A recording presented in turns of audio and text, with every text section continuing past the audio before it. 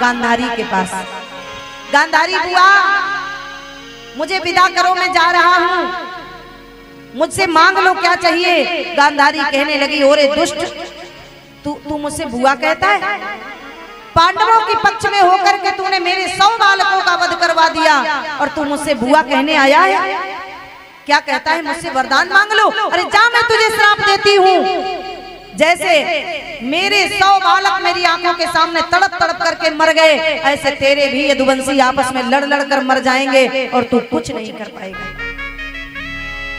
श्राप दे दिया। भगवान कहने लगे, चलो बुआ कुछ तो दिया, खाली हाथों तो विदा नहीं किया, कुछ तो दिया।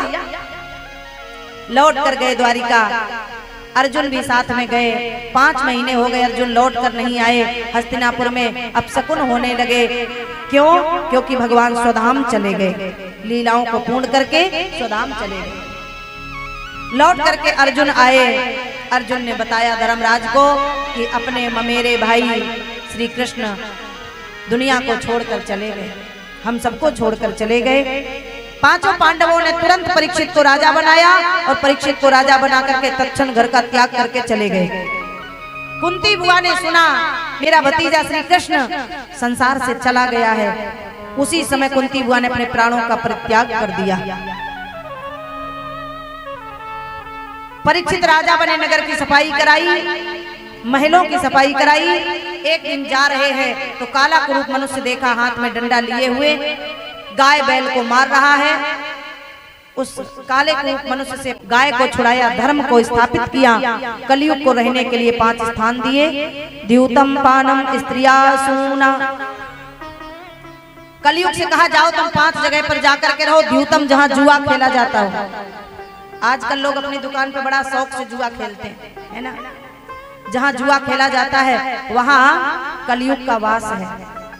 पानम जहाँ मदिरा पी जाती है वहाँ कलयुग का वास है। स्त्रियां जहाँ वैश्याएं रहती हैं वहाँ कलयुग का वास है। सूना जहाँ हिंसा होती है वहाँ कलयुग का वास है। कलयुग रोने लगा, मेरी इच्छा से एक वरदान दे दो, मांगो क्या चाहिए। बोले हमें स्वर्ण में वास दे दो। सोने में वास दिया और जैसे ही सोने में वास दिया लौट करके आए परीक्षित। घर में देखा एक सोने का मुकुट रखा है, लगाया और जैसे ही मुकुट लगाया बुद्धि भ्रष्ट हो गई, क्योंकि ये सोने का मुकुट जरासंध का था, पापी का सोना था। जैसे ही लगाया बुद्धि भ्रष्ट हो गई, कलयुग सवार हो गया। परीक्षित गए हैं, एक संत का अपमान कर दिया, गले में मरा हुआ सर्प डाल दिया समीक ऋषि के गले में। समीक ऋषि का पुत्र है श्रृंगी। श्रृंगी ने श्राप दे दिया, जिस मत वाले प्राणी ने मेरे पिता के गले में मरा सर्प डाला है, आज के 7वें दिन उसे तक्षक डसलेगा, मृत्यु हो जाएगी।